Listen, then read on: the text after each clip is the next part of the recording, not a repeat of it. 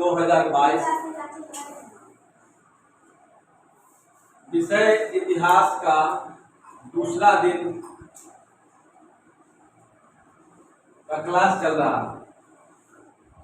पहला दिन तो इतिहास कैसे पढ़ना है, कहाँ तक पढ़ना है, कहाँ से शुरू करना है,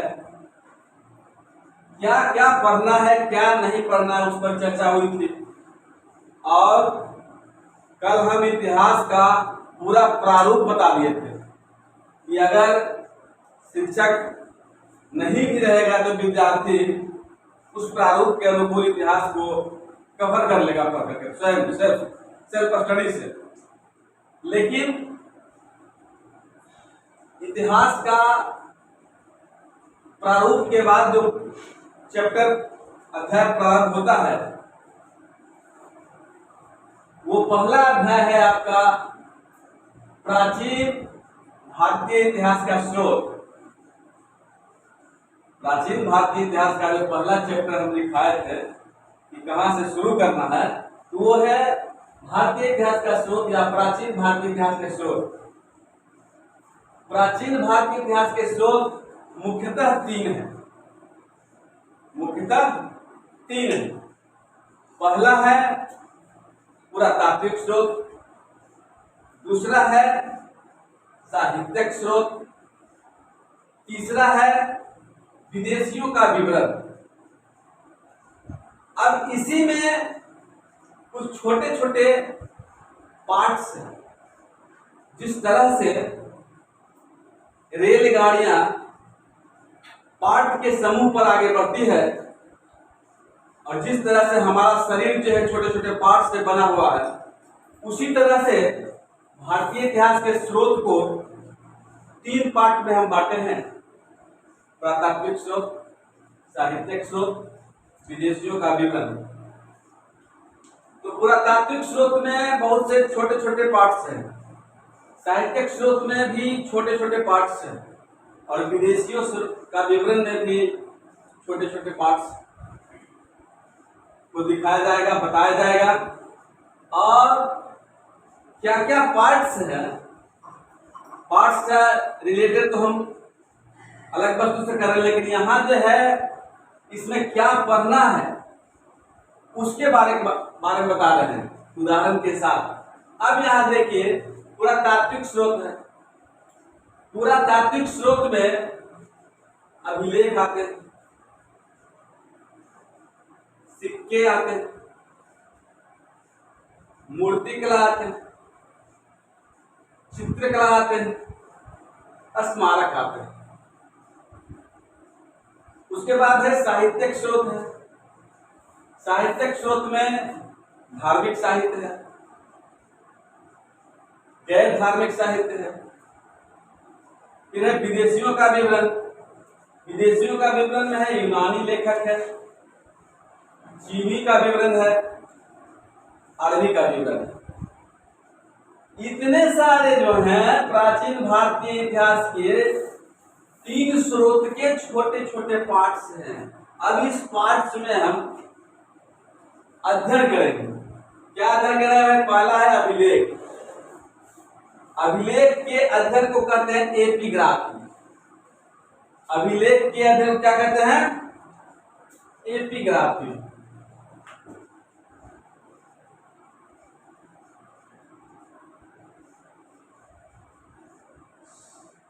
एपिग्राफी। इस अभिलेख में से राजा प्राचीन राजवंशों के बारे में जानकारी प्राप्त होगा। कुछ ऐसे अभिलेख हैं जो परीक्षा में पूछे जाते हैं, तो अभिलेख का डिटेल रूप से आगे चर्चा करेंगे। अभिलेख के अध्ययन को एपिग्राफी कहते हैं। अभिलेख जो है, अभिलेख में शिलालेख आते हैं, स्तंभ लेख आते हैं। उसके बाद है शिलालेख,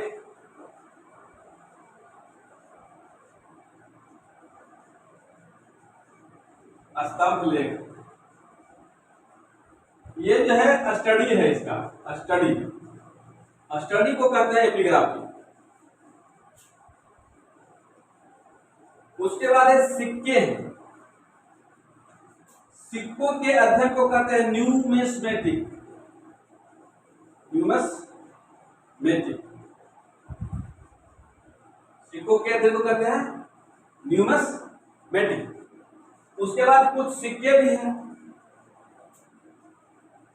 सिक्के में है आहत सिक्के, सबसे प्राचीन सिक्के जो हैं आहत सिक्के हैं। आहत सिक्के से भी प्राचीन इतिहास के बारे में बहुत सारी जानकारी मिलती है। उसके बाद है मूर्तिकला। प्राचीन समय में मूर्तियों से भी राजवंश के बारे में जानकारी मिलती है। गोमतेश्वर की मूर्ति हो गई, राजराजेश्वर की मूर्ति हो गई, उसके बारे में डिटेल जानकारी जब पढ़ेंगे, आगे पढ़ेंगे चैप्टर में, तो सारा चीज की जानकारी धीरे धीरे मिलता चला जाएगा। उसके बाद है चित्रकला चित्रकला, मूर्तिकला, चित्रकला और स्मारक। ये जो है रोजगार से जुड़े हुए हैं, व्यवसाय से जुड़े हुए हैं। इनमें जो है लोगों को रोजगार मिलता था। चित्रकला में, स्मारक में प्राचीन भवन, स्मारक में प्राचीन भवन आएंगे, चित्रकला में पेंटिंग आएगा, मूर्तिकला में धार्मिक स्तर पर जो मूर्ति बनाया गया है वो आएंगे। इस तरह से अभिलेख का विवरण बारी बारी से आगे आपको पीडीएफ में उपलब्ध कराया जाएगा। सब कुछ लिखेंगे, सारा चीज लिखेंगे तो संभव नहीं है, पीडीएफ के माध्यम से उपलब्ध कराया जाएगा। उसके बाद है इसका डिटेल पीडीएफ में बना हुआ रहेगा स्टडी मटेरियल। उसके बाद है साहित्यिक स्रोत। साहित्यिक स्रोत जो है में दो बिंदु को रखा गया है। पहला है धार्मिक साहित्य, दूसरा है गैर धार्मिक साहित्य। धार्मिक साहित्य में दर्शन आते हैं, जैसे जैन धर्म, बौद्ध धर्म, वैष्णव धर्म, ये तीनों आते हैं धार्मिक साहित्य। धर्म से जुड़ा हुआ साहित्य जो है धार्मिक साहित्य कहलाता है। जैन धर्म हो गया, बौद्ध धर्म हो गया, वैष्णव धर्म हो गया। उसके बाद है गैर साहित्य। गैर साहित्य में आते हैं पुस्तक रचना, जैसे राजतरंगिणी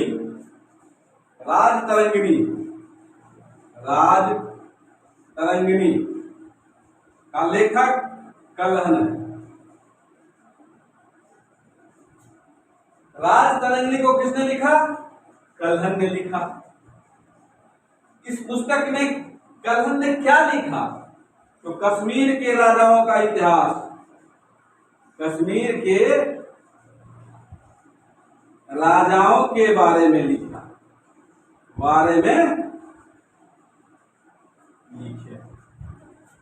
उसके बाद है विदेशियों का विवरण। विदेशियों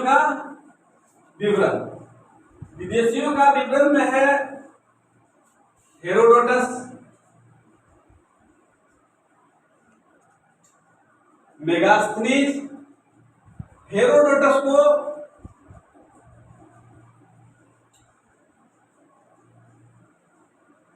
हेरोडोटस मेगास्थनीज।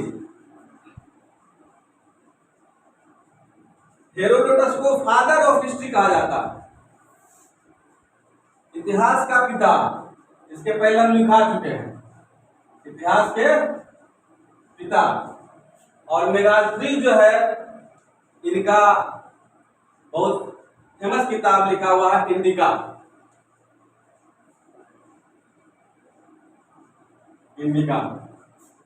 अब उसके बाद है चीनियों का विवरण। चीनियों के विवरण में भी है इतिहासकार का रचनाकार जो किए उन्हीं के बारे में। चीनियों के विवरण में है हुएनसांग फाहियान। हुएनसांग फाहियान।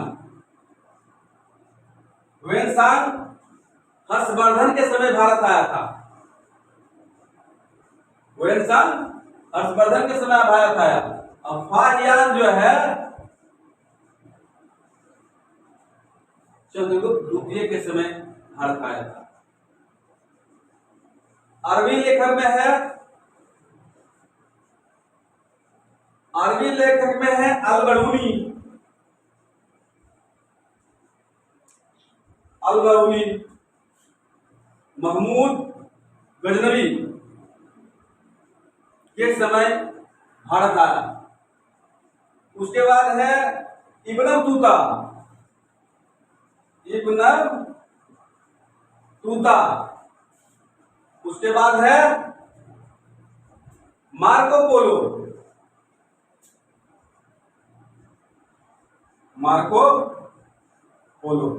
इस तरह से प्राचीन भारतीय इतिहास के स्रोत का ये छोटा छोटा रूप है। इस रूप को ही डिटेल में अगर जानकारी लीजिएगा तो जाकर के प्राचीन भारतीय का इतिहास जो है संपन्न होगा।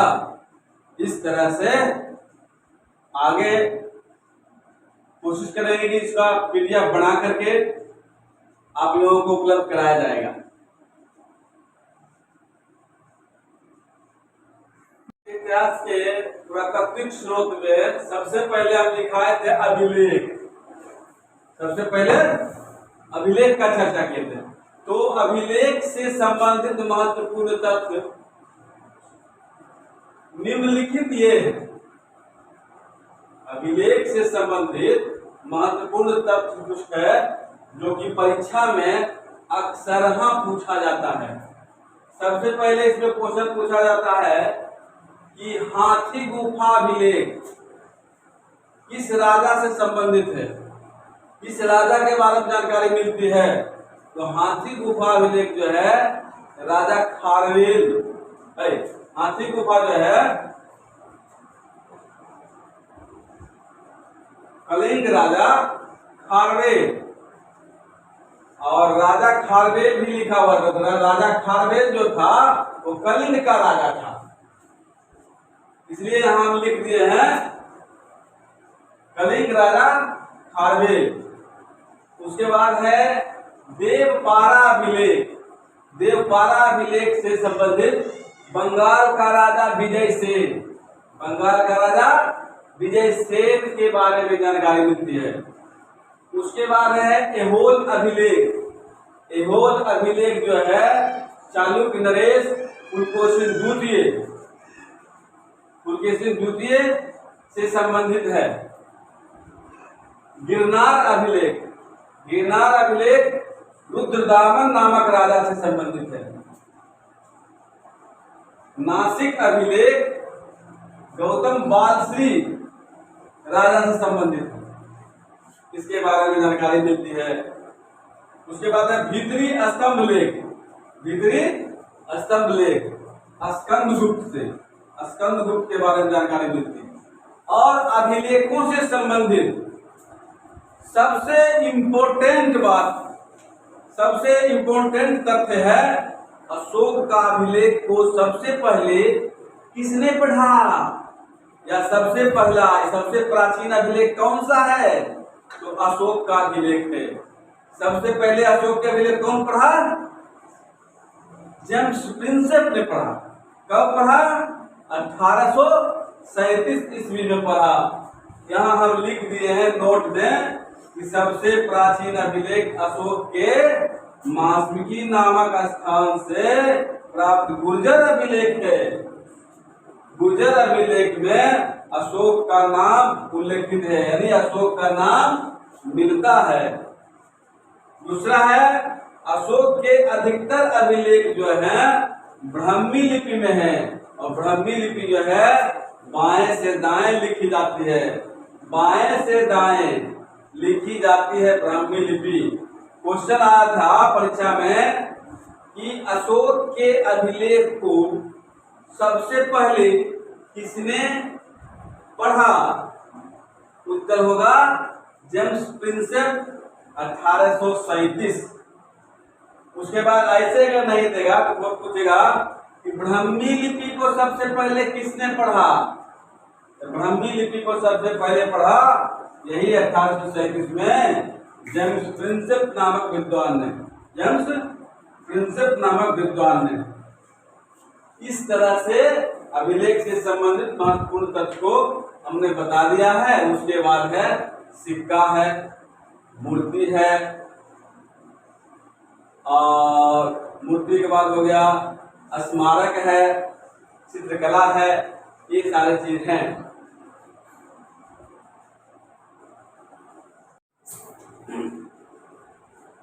पुरातात्विक स्रोत में अभिलेख के बाद सिक्का लिखाया गया था। तो सिक्के से संबंधित महत्वपूर्ण तथ्य देखा जाए। सिक्के से संबंधित महत्वपूर्ण तथ्य है कि सबसे पहले सिक्का को किसने चलाया? सबसे पहले सिक्का को चलाने वाला आया था यवन शासक। यवनों के द्वारा सिक्का चलाया गया और सिक्का पर लेख लिखने की भी प्रथा यवन ने ही शुरू किया था। पहले क्या था, जब प्राचीन समय में सिक्कों का जब प्रचलन चला तो जो राजा था वो सिक्कों पर अपना चित्र पार देते थे। जैसे अभी जो है रुपया पैसा जो है, रुपया जो छपा हुआ है उस पर गांधी जी का चित्र पड़ता है।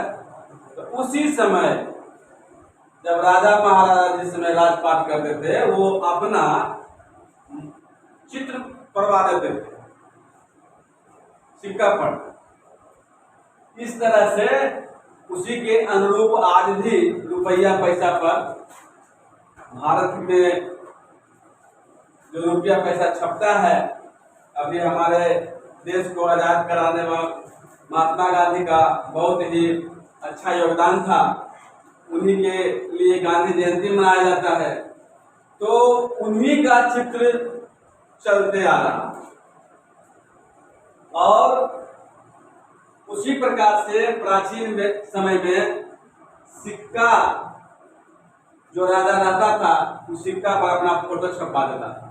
उसके बाद वो राजा जब बदला, नया राजा बदला तो फिर वो सिक्का पर अपना फोटो, उसका फोटो हटा करके अपना फोटो चिपका देता था। इसलिए सिक्कों पर लेख लिखने का कार्य प्रारंभ हुआ। सिक्के क्या चीज के बने होते थे? सोना के बने होते थे, कांसा के बने होते थे, चांदी से ही बनाए जाते थे और शीशे से ही बनाए जाते थे। उपयोग, जब सिक्का नहीं था, सिक्का के प्रारंभ होने से पहले वस्तु विनिमय प्रणाली प्रथा थी। कोई सामान जितना दीजिएगा उसके एवज में दूसरा वस्तु दीजिएगा तो उस सामान देगा। जैसे अभी जाते हैं पैसा लेके सामान लाने के लिए, तो उस समय जो वस्तु लीजिएगा उतना वस्तु उसको आप दीजिए तोड़ करके। इसी को कहा है कि आप वस्तु विनिमय प्रणाली। वस्तु के बदले वस्तु, विनिमय मतलब बदलना, प्रणाली मतलब क्या हुआ? नियम, प्रणाली, वस्तु विनिमय प्रणाली। ठीक, वस्तु के बदले, एक वस्तु के बदले दूसरा वस्तु का आदान प्रदान। उसके बाद है सबसे प्राचीन सिक्के थे आहत सिक्के। सबसे प्राचीन सिक्के कौन थे? आहत सिक्के थे। अब देखिए कि सिक्का का उपयोग क्या हुआ। सिक्का जब आ गया तो ये वस्तु विनिमय प्रणाली सिस्टम खत्म हो गया ना। जब सिक्का नहीं था तो वस्तु प्रणाली सिस्टम ही काम कर रहा था, और जब सिक्का आ गया इसका काम खत्म, सिक्का का काम शुरू। सिक्का, सोना के सिक्के जो है, सोना को सिक्का को किसने चलाया जी? सोना को सिक्कों को कनिष्क ने चलाया। कनिष्क जो थे कुषाण वंश का राजा था। उसके बाद है कांसे के सिक्के। कांसे के सिक्के को कनिष्क नामक राजा ने चलाया था। कनिष्क जो थे कुषाण वंश के राजा थे। कनिष्क क्या थे? कुषाण वंश के राजा थे। कांसा के सिक्का भीम कैडफिसस के द्वारा चलाया गया। चांदी के सिक्का को शेरशाह के द्वारा चलाया गया। शीशे के सिक्का को सातवाहन वंश के राजाओं के द्वारा चलाया गया। सबसे प्राचीन सिक्का आहत सिक्के है। इस तरह से जो है आपका सिक्का से संबंधित तथ्य को समाप्त किया जाता है और पुरातात्विक स्रोत से संबंधित जो परीक्षा में आने वाले विषयों पर जो चर्चा हुई है, इससे ज्यादा पुरातात्विक स्रोत में नहीं पूछेगा।